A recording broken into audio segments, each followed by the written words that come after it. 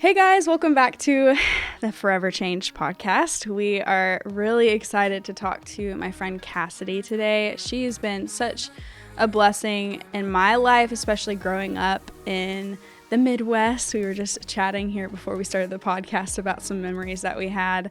Summer camp. I don't know if you guys have memories of going to church camp and just all the fun things that you used to do, but we definitely have a lot of fun-filled memories of just hanging out together and having friends in the same town and surrounding towns. So it's really cool to kind of catch up with her because she's in such a fun season of her life now. She is about to get married very soon, which is so exciting, and I just can't wait to talk to her. I think she has a lot to share with you guys, and she's doing incredible work around the world, which we'll get to in the podcast a little bit later. But we're just so excited to talk to Cassidy. She grew up in the same city, surrounding city. Let's not go that far. What do you mean? I'm not so sure if it's a city. Well, I grew up in a small town, so my town was called Troy, Illinois, but she grew up very close to there, and we both went to the same church growing up, which is amazing. Her dad was actually the pastor at the church, and she's going to share a little bit of the story, but we are just so thrilled to come together in our 20s and just kind of reflect on all that God has done and what he's brought us from and where he's taking us, and how you guys can really just reflect on your life and even evaluate where you're at and maybe some areas that could improve. We'll see where this goes, but I'm just really excited. So Cassidy, welcome in. We're so excited to talk to you. Hi, thank you for having me. I'm so excited to be here. Yeah, so Cassidy and I have quite a lot of history, and she's going through a really exciting season of her life, which is wedding planning and all things like preparing for marriage. And I'm just really excited for her. I love just talking about this season because it's such a small but special time. And I'm sure you and your future husband are talking a lot about just future family and how you guys want to live, like, you know, the rest of your life. And just like all these conversations come up, and they can sometimes feel like a lot, but then once you have them, you're like, wow, like I feel closer to you. I feel like we're making ground in this area. And I just remember that season being so sweet, but yet navigating all of the planning, it feels like a lot happening at once. So I empathize with you, and I also understand it's just a lot going on, and I hope it's really, really exciting for you. Yeah, it's a crazy but beautiful season. I think wedding planning is nuts and a lot more challenging than I thought it was going to be, especially making decisions like about flowers. Like I don't know the name of any flower, and having to pick how I want my venue to be decorated is exhausting and overwhelming. But actually, my counselor told me that like when you start building the foundation of the marriage, you're actually putting together a culture. And so we've been having a lot of talks about what our culture is of the family that we're creating. And I think it's beautiful that as we're planning our wedding, we're trying to weave that in and really point back to the gospel and the symbolism of marriage all throughout our wedding planning, which has been a really fun process. Yeah, that's so exciting. Well, yeah, I'm just excited for people to know you a little bit better. I know that I was like looking on social media to see what you're up to, and I realized that's not the place to like figure it out. I'm like, I just need to like call her or like text her and see how she's doing, because unlike us, we put so much on the internet because that's just like our life. You know, we've just done that, you know, telling a story with our life. You are more so like hands and feet of Jesus, like wherever you're at, and you don't live a very like public life, which is most people, but you have a very unique story from when we were really young. And I would love for you to share a little bit of your dad's story and like where you're at today in comparison to kind of where you were at that time, because I believe when this happened at our church, you and I were very young. I was 11, you were 12, right? Mm-hmm. Yeah. So it's been a long time now, but I bet the transformation you've seen in your life has happened in different spurts. I feel like that happens a lot with different seasons of our life of big impact. And Yeah. I can't wait for you to share that. So would you share that story a little bit? Yeah, I would love to. Um, so yeah, the story we're referencing is it happened March 8th, 2009. My dad was preaching and a man walked in and shot him. And so I was 12. And I remember that day, my mom waking me up to go to second service. My dad and sister were already at church and we were driving to church and we passed an ambulance on the road. And ever since I was third grade, we started praying for people in ambulances because we were in a bad car accident. So we prayed for Mm. the person in the ambulance, not knowing it was my dead dad in there. And so we drove to church, and there were lights Mm. everywhere, police officers, firefighters, paramedics, and an officer asked us to pull to the side of the road. And I remember my mom asking what happened, and he said, "Ma'am, you need to pull to the side of the road." She said again, like, "I'm the pastor's wife. What happened?" And I just remember his face went white as a sheet. And that was the first time I really internalized, Mhm. like, something bad happened. Mm. Um, and yeah, then figured out my dad was shot and killed, and just a senseless act of violence. And that pivotal moment completely changed my life. I woke up that morning hearing the sounds of my dad getting ready, and like that night, I was cuddled in bed with my mom and sister, trying to grapple with the fact that my dad was Mhm. never coming home. Yeah. Whew. And I've never heard your perspective in that story. I feel like I've read so many things of your mom's perspective and her forgiving the person who had done this to your dad. And I just remember reading that and just being floored as a young girl. Just like, Mhm. how? Like, how can somebody who takes the person you love the most away and you're able to forgive so quickly? I Mhm. mean, I remember even as a young girl just knowing like there's no other way other than Jesus. You know, like Mhm. there's no other Yeah. Yeah. person who Well, I can mean, soften a heart that well, way. that is the picture of Jesus, right? Right. Like, how could the person, how did you say it there? The person who takes the one you love away, Yeah. and yet you can Mhm. forgive them. I mean, Mm. that's the heart of God. I mean, we took the one that God loved more than any, Yeah. and um, and yet He chose to forgive us through Him. And I mean, that is Right. like the culmination and the most real form, like real picture of the gospel. I think that there could possibly be. And so, Right. what has this journey looked like for you, Cassidy? Of walking through restoration and forgiveness and I don't think that this is something that you ever necessarily move on from, but Mhm. it's definitely something that you walk through. Yeah. And so, what has this whole journey looked like for you as you've gone about it? Yeah. So I love how you phrase this question as a journey because I think for a lot of my life, I would experience it in different waves. And I'd always feel this fear of, oh, well, because I'm sad and angry today, like maybe I didn't forgive good enough back then. Or maybe I haven't Mm. dealt with my grief in the right way. And so normalizing it as a journey is so important because a sixth grader trying to figure out why my dad wasn't coming home experiences hurt and grief a lot more than I do now trying to Mhm. plan a wedding and realizing my dad's not going to walk me down the aisle. Mhm. But I think as a sixth grader, I didn't deeply understand forgiveness. I understood the gospel concept of it, which is good and true and right and holy.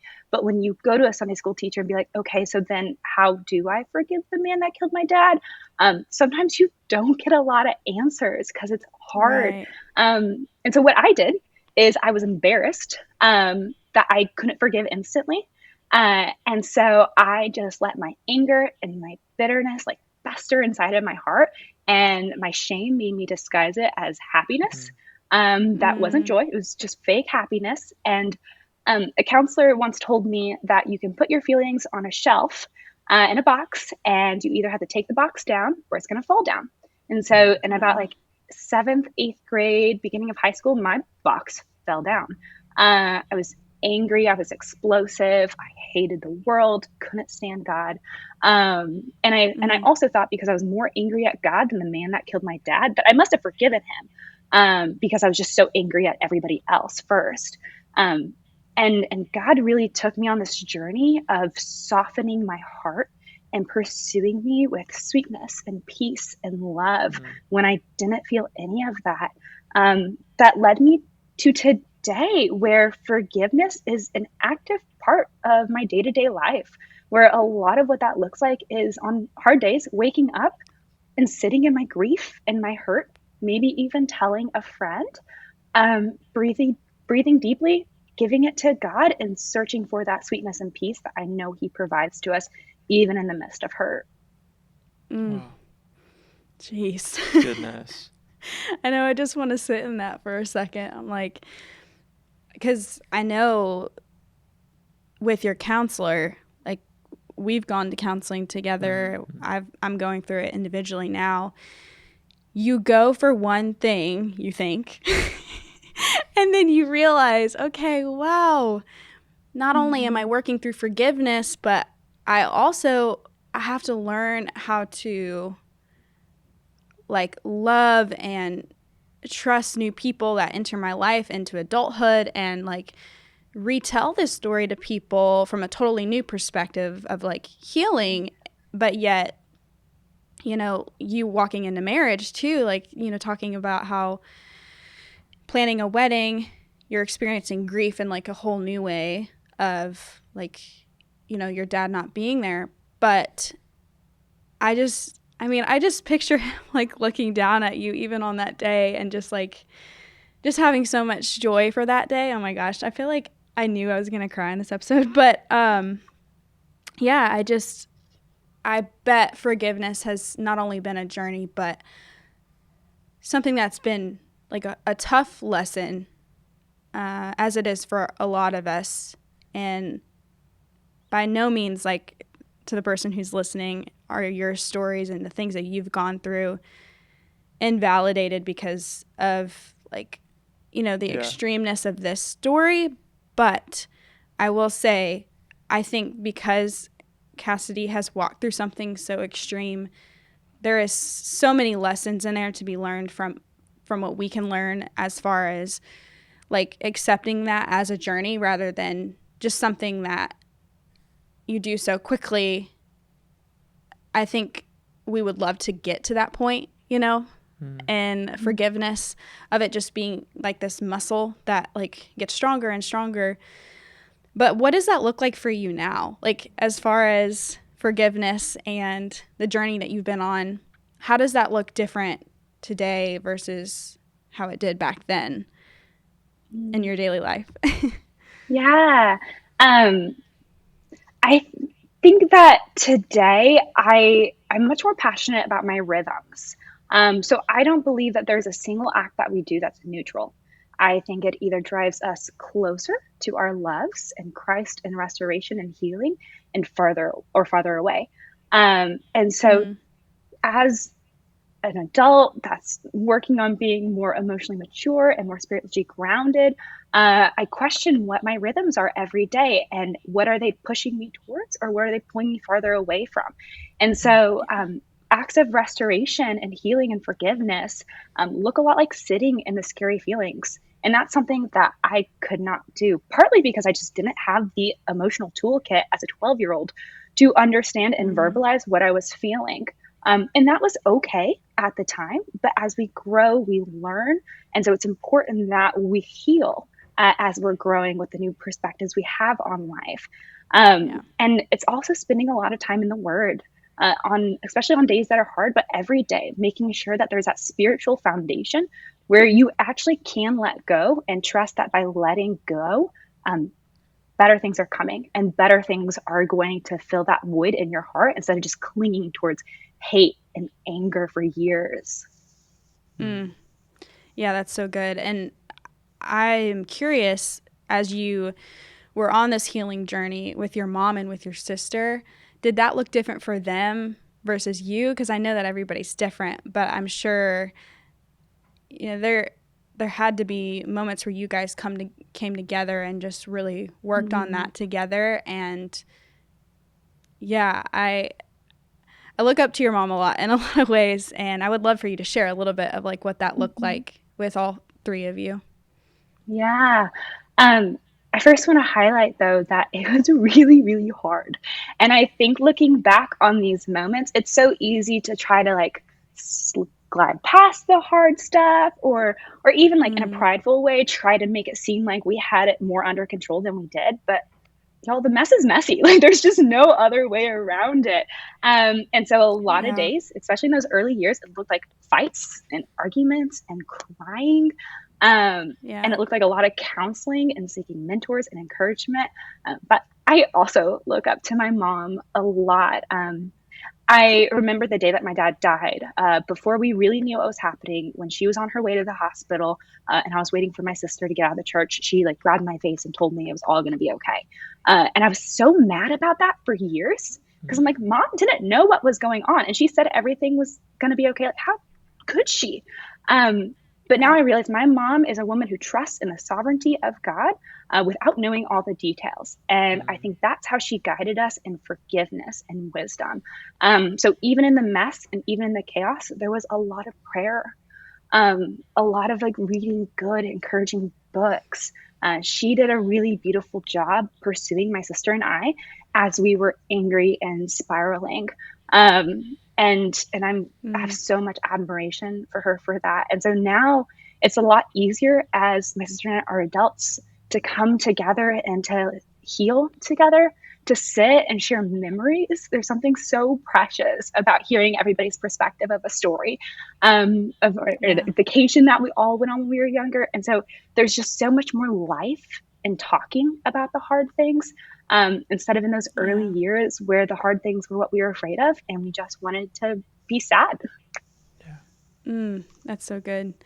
And your family's all doing incredible things. You were just talking about how your sister just moved to big city New York and is like so different from you, but in such a cool way. I just remember us growing up, and there were things that we used to do that we found fun that we would look back and be like, why did we do that? Which, if you guys are unfamiliar with like summer camp fun activities, there was this one thing called the blob. I'm just going to go there for a second because I'm like, we have to. There is this big inflatable, I guess, what do you even want to It's a call it? blob. A blob.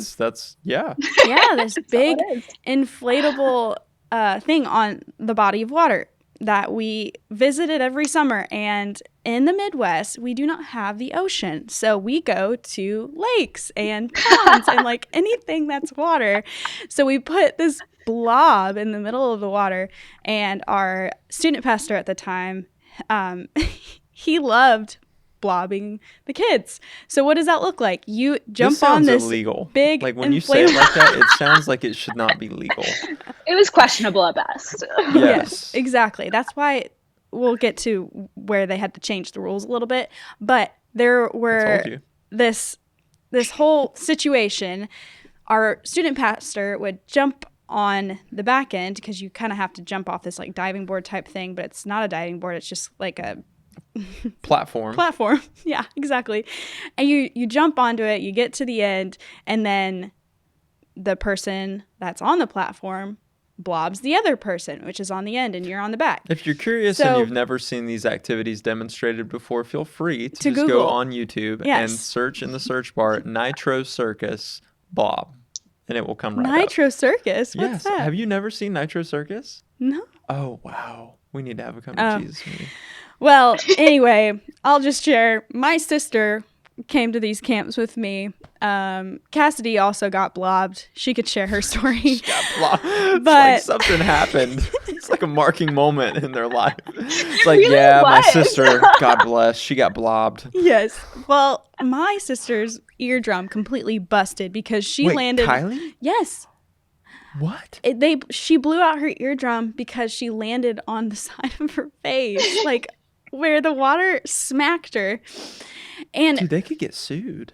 I know. Well, at this point, No, y'all probably signed waivers. They were probably like, yeah. I mean, I think I don't really remember. It was But, so much fun. Nobody was questioning it in the moment until after Exactly. everything happened. Until people realized their eardrums were getting busted out, and It's like, see people were people getting bleeding smacked from on their the eyes. water. You're like, it's so much fun. Painful fun. But anyways, yeah, so that was what our childhood was filled with, and messy games. Like, we would have Oreo eating contests, and I always Yeah. won. Did you win? Yeah, you did. I never won, but as soon as the shaving cream came out, I was ready. I like sprayed Yeah. everybody, threw it at people. It was the best. Messy Yes. We're just games was holding it why I down. went to camp. We're just holding it down in the Hearst house. We in our home, we have the trophy for Oreo eating contest. Right. It's just no, Oh we my don't. gosh. I But promise we okay, so don't. I But don't eat Oreos anymore, but Nick, I swear he's been getting them lately, and he'll I eat got 2 or one. 3 a day. I got one pack. I got one Ooh, that's pack. so dangerous. I It know. is. They're illegal in several countries because they're so bad for you. Anyway, okay, we're going to go off on too Bad many for my rabbit body, but good for my spirit. Right. Like, oh my goodness. Well, sweet. I love how you mentioned with your story that you, for so many years, I think you were trying to figure out how to deal with all the emotions that you felt. And I had always viewed you as a very joyful person, because you know how you shared that, you know, you were masking things with happiness, and maybe to the outward person you seemed very happy and very joyful. But what has truly given you joy over the years as you've experienced, you know, a floodgate of different emotions all the time? Maybe one thing at home, another thing in public, but like, would love to hear a little bit about that, because I think so many people are curious when they look at certain people like you and they're like, wow, like she's just radiant, you know, like you can tell like she has a relationship with the Lord and that she walks with him daily. What brings you joy every day? Yeah, I mean, it's exactly what you said. I have a relationship with the Lord. I abide in Him deeply. And I think joy is really beautiful because it's not determined by our circumstances. And to me, Yeah. part of the richness of my joy comes from the acknowledgement of my grief. And I don't think Wow. true joy can come without hurt and pain and sadness, because we know those are the realities of our fallen world. And I think God's joy is sufficient in the mess Yeah. and in the hard situations. And so that's the deepness of my joy. And that's why like my fake happiness could never last, is because it was so surface level. It wasn't real. And I hadn't ever acknowledged my hurt in a way to take my hurt and let God use it into joy. Wow. And that's the difference now. And I think it's such a beautiful, sweet thing to experience, of knowing I can feel deep joy in my heart in the midst of really hard circumstances. And that almost Wow. makes my joy sweeter. Yeah, and I think that I'm just thinking of a quote by Tozer in my head, and I don't completely agree with the theology of the quote, but nonetheless, the quote was that God cannot use a man or woman greatly until he has hurt a man deeply, and I don't quite agree with the fact that like God hurts people, because I don't believe that he does, but I do believe that he allows us to walk through moments that are painful or that can cause grief. Mm-hmm. And I think that there's this process by which humans change, and we rely on the Lord as we go through those things even more. And it seems like, you know, just from the outside looking in, it seems like that, you know, maybe what you've gone through has definitely played a part in this joy. So like you were just mentioning a moment ago, like, yes, the grief, you can't have joy without recognizing the grief, and it's kind of a twofold thing. Yeah. But I'm just thinking like, man, would you be doing what you're doing right now, and would God be using you the way that he is, and would he be you know, moving mountains in your life and through your ministry, had you not walked through those previous seasons of maybe hurt and pain and disappointment and sadness, and then came out on the other side trusting in him all the more? I think that, you know, I think we would all agree that the answer is probably no, but the why underneath that, I think, is really important to lean in on, because I bet you that there's someone listening to the sound of my voice and this conversation right now who's walking through a really, really tough season and a tough stretch. And it's, you know, it's one thing to say like, oh, well, God's going to, you know, redeem it and he's going to use it. And we believe that. Romans 8 affirms that. But Yeah. I think that probably what's better than it being redeemed on the other side of it. That's great. But knowing that you have a Savior who walks not with, or he doesn't wait for you to come on the other side of your grief, but he walks with you through it. And that's how you actually learn to trust him, is that you actually walk with him and you spend moments with him, and you are with him through it. It's not as though you're alone.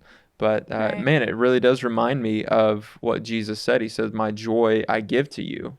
And I think that's powerful. And it seems like that would definitely be your story. And it seems like that would resonate with you as well. Yeah, it definitely does. And I think it's just a blessing. Like joy is a gift.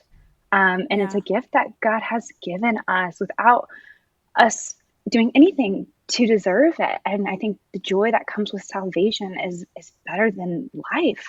And it is just, such a beautiful thing that we have been given this gift, and it's a choice to accept and lean in and be a part of that joy.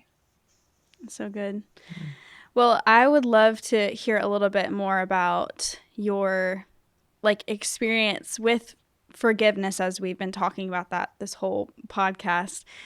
I know you and I were chatting about what that's looked like as you've been a person of action, of pursuing restoration for other people. And you have a specific group of people that have been on your heart for years, and you're doing active work in this community. And I would love for you to talk about it, because I think so many people are probably looking to be people of action to help in this area, because it's so prevalent, but it's also so much the heart of God to just be people who are not only those that just take joy for ourselves and take forgiveness and just keep all of this for ourselves, but be an outward example of Christ's just restoration in our own lives to others. So I would love for you to walk us through that a little bit. Yeah, so I do anti-human trafficking work.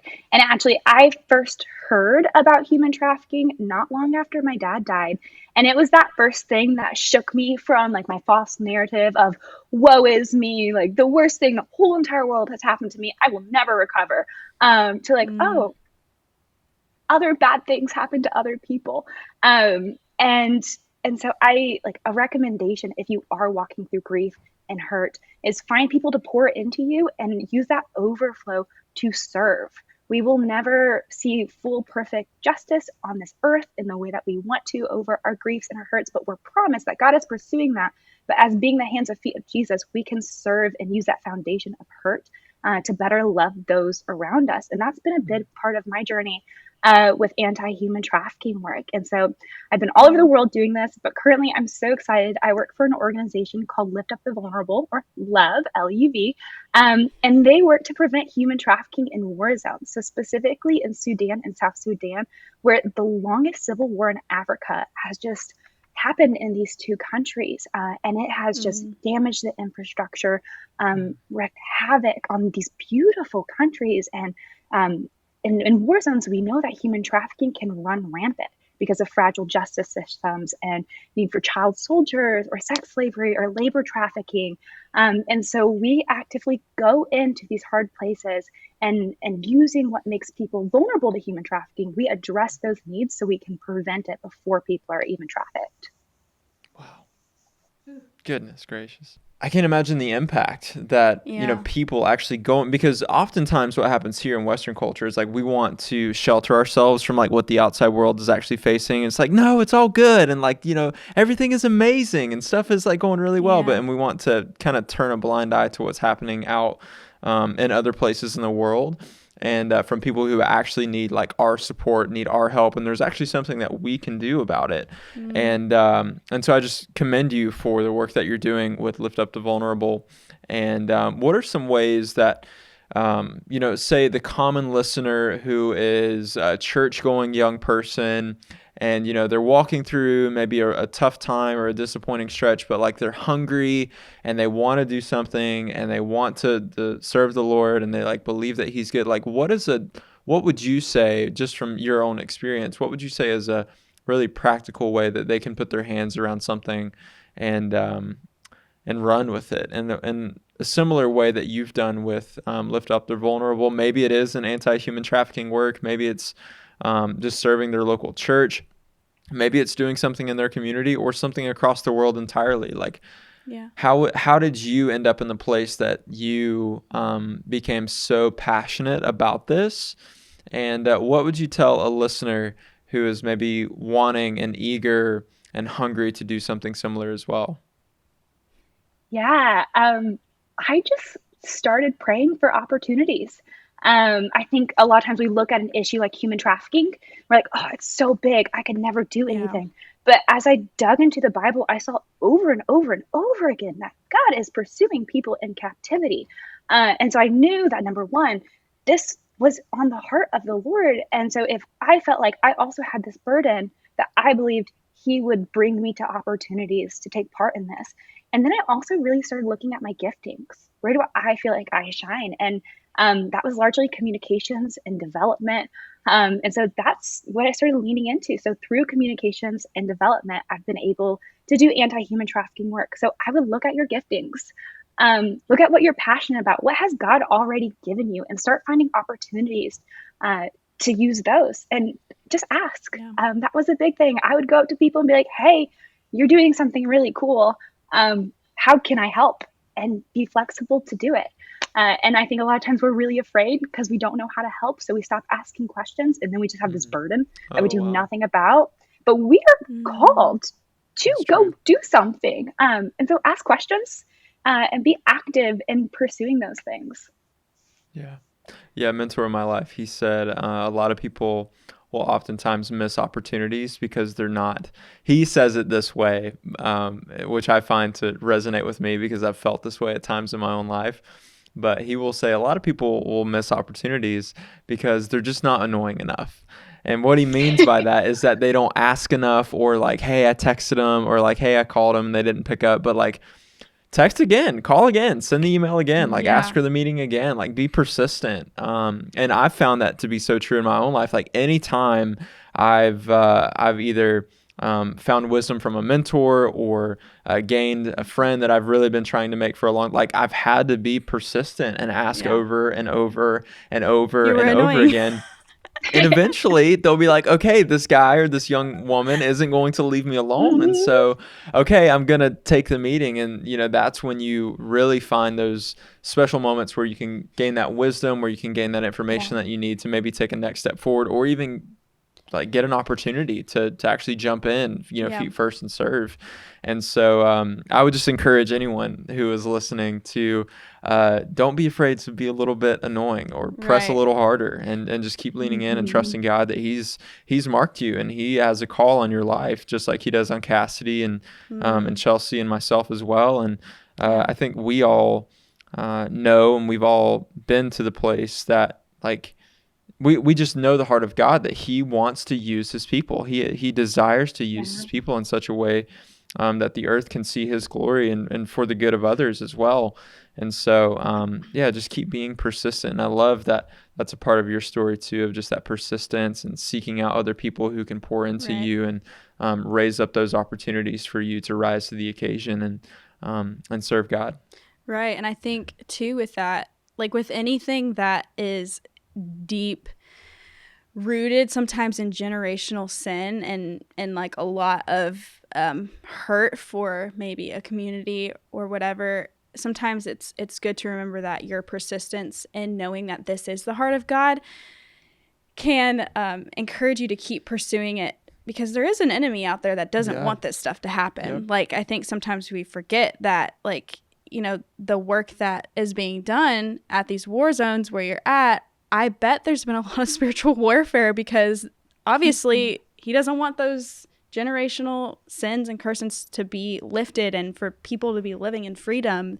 He wants them to stay in bondage. So I think just with the persistence and sometimes being annoying, like there's a ministry around here that I'm thinking of as I've had to be persistent and just not thinking that their lack of communication is disinterest, but rather, maybe they're busy and overwhelmed because there's just so much to do. They've got one person answering 500 emails, right. So don't ever think that somebody doesn't want you to contribute or want your help. It is needed and it is necessary. Sometimes it just takes more effort than just being like, well, I asked one time, I think that's really, really good, Cassidy. Yeah. And we'd love to hear, like, what does it look like for a person that works in your organization? Like, what does it look like as like a day-to-day person in your job, maybe even like in the country, if you have any people like on the ground doing the work? Like, what is the daily, I guess, life and day in the life of you or somebody on your team? Yeah, that's a great question. And it does change for everybody. But the reason why I love this organization so much is because it's doing something really unique. Instead of coming in and making big decisions to create massive change with literal cultural context, we actually work to empower local leaders who were already doing something great and just give them that little boost. And so our Indigenous leaders are from their home, and so they know how to work in these really complex conflict areas. And the key parts of our program is we protect. So protection looks like making sure children and women have a safe place to lay their head in the midst of dangerous areas. Even if we look at where they're at, one of the main reasons when we began to start our programs of why children were dying were actually because of animal attacks. And so one of the first things that we did was we built houses for young girls and young boys to live so they could be safe from external environmental factors like dangerous animals. So we protect. And then we educate. We know that education is a big reason why people are vulnerable to trafficking, but also education is a big way that we see transformation in war zones. When we educate people and give them what they need to become lawyers, maybe that fragile justice system can finally start holding human traffickers accountable. And then lastly, we work towards economic development, which is so important that we empower instead of just putting money at an issue. We empower people to actually begin to thrive on their own. And so a lot of what that looks like is helping local women learn how to farm and giving them a plot of land for them to provide for their family. And that way, things that make children vulnerable to human trafficking, like families starving and feeling the pressure to sell a child, will no longer impact their family. So we have tons of brilliant leaders and staff who do those things every day and are constantly monitoring and caring and working towards restoration with people who've experienced really hard situations and have survived a lot. Wow. Man, are you working on like a book? Because I feel like you should be. There's so much wisdom. Every time you talk, I'm just like, and you get down, I'm just like, okay, that's going to take 10 minutes for me to, man. This wasn't on the docket of questions that I had originally thought of. Not that I had a docket, but maybe like what's one of the stories of hope and of change and of transformation that you've seen in a life? And I completely understand if you can't share names or maybe areas or anything like that, but just as vague or as specific as you would like to be. What's one of those stories that maybe you've just seen that's meant a lot to you and has really just given you a spark for what you do? Yeah, that's such a great question. And it's a hard question because there's so many. There's so many. Yeah. It is. And it's so beautiful being able to walk with survivors on their journey and see how God is using them for amazing things.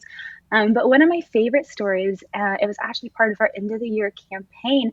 And it's on our website if you want to read more from the people who've actually experienced it.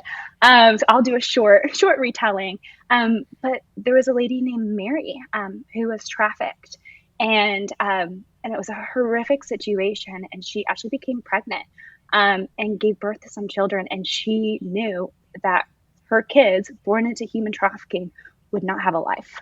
And she needed to do something for her kids. And so Mary escaped human trafficking, but I say that so briefly, but it is not one of those things that you can just say. It was a painful event. Actually, Mary, her trafficker attempted to burn her alive. And so she heard about our programs and came to us with her children, and she had burns all over her body. Oh my goodness. And so we were actually able to provide the medical care for her, to experiencing physical healing as well as emotional and spiritual healing. And now she has really meaningful employment through our organization. But one of my favorite things is her son, Luel, just graduated high school.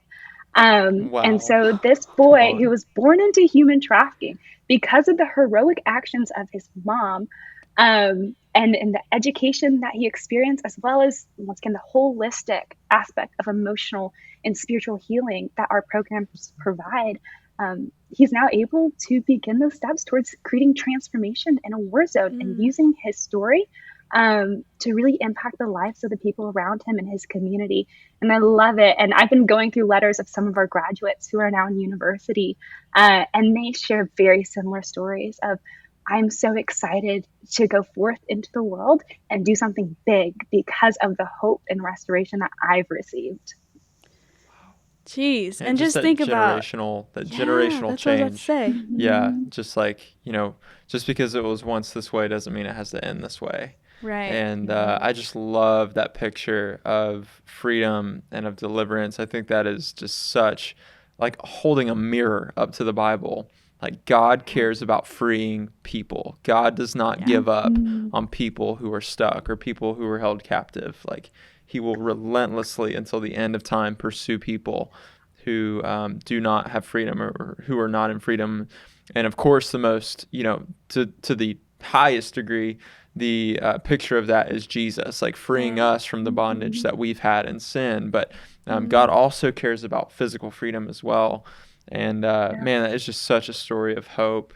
Yeah. Um, to me, like that ministered to me just thinking about it, thinking about this woman and her son, and like what's his future going to be like? Yes, but what's his kids and his grandchildren and their Right. grandchildren's future going to be like because of this one woman who put her foot in the ground and who was also reached by this ministry?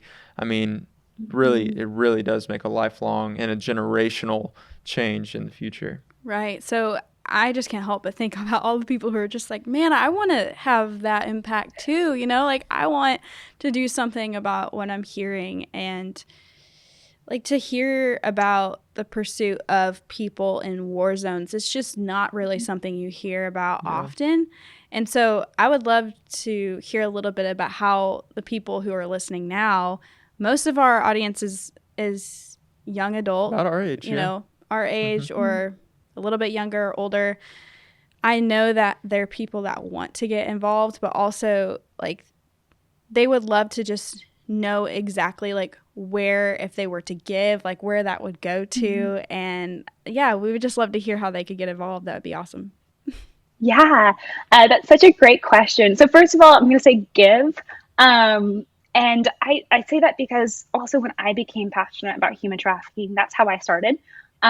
Is I was in high school and I was real broke, and I gave like $5 a month, and that's how things started for me. And so I would encourage you to start putting some of your resources, whatever you can, towards a cause that you're passionate about. So for us, we're really passionately focusing on monthly donors because you provide the critical daily needs for us to actually protect children and women from human trafficking. And so that's a great place to start. Second of all, tell someone. You can't prevent something that people don't know about.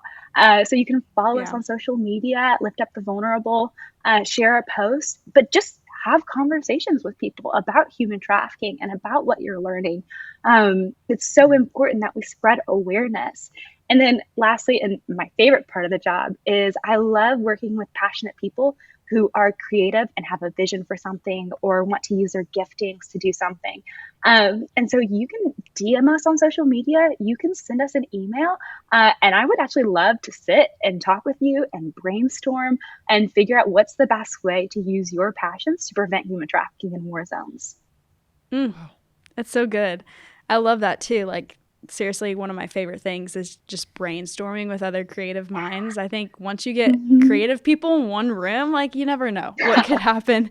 It's kind of, it's funny, the ideas that people get, but also really cool how God's uniquely wired all of us. And I think at least with this episode, people should walk away knowing that not only have they been gifted and have, like, do we have a heart to help people, but we should do something about it. Like, that's our biggest thing about this podcast is not only are we just like coming on here to talk, you know, like we want people to take action. Well, the name is Forever Changed. Yeah. And I believe that change happens with action. Right.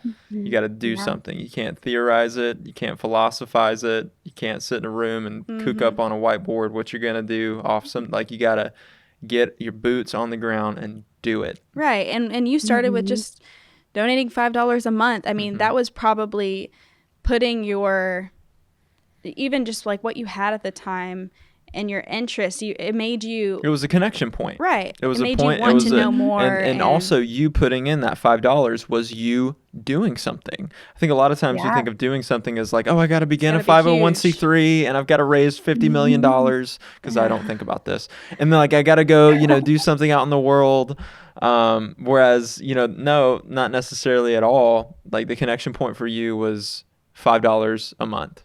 $60 a year was your connection point, and it ended up with you, and your story's not over. In fact, your story's just beginning, but it's brought you to this place of like being actively involved, traveling across the world and doing ministry in these vulnerable places. And who knows what God has for you in your future.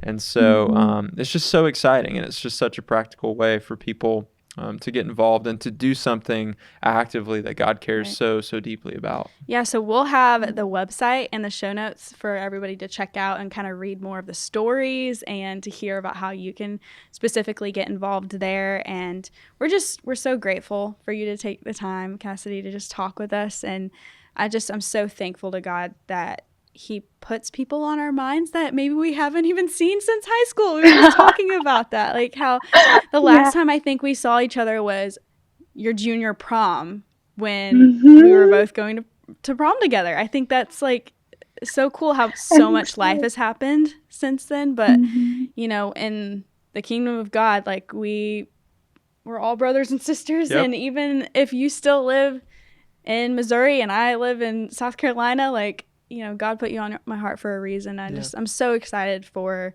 just this season that you're walking in, getting married soon, and, you know, just where God's going to send you and your husband. I think that's going to be so special, and we're really grateful. Yeah. And thanks so much, seriously, Cassidy, for taking the time. Know that you have a lot going on in the midst of wedding planning. You know, I can say that I did hardly anything in the wedding planning season, so that just makes me empathize with you all the more because I know how much Chelsea had to do, and so I hope that your husband, or your fiance rather, is helping you out in some different areas. I think I decided on a couple of things. Right. I just don't think you were very opinionated, and so you're just like, it's okay, you can decide. That's what I get in some ways.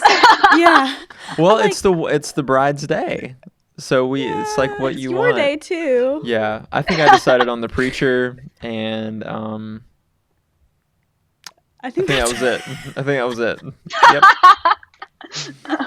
Oh man, so we empathize and we commend you.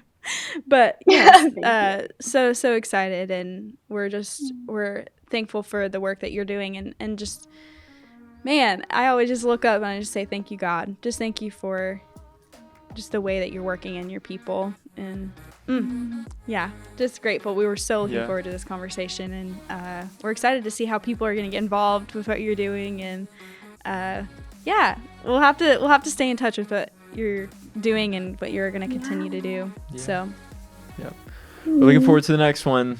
Thank you, Cassidy. Thank you.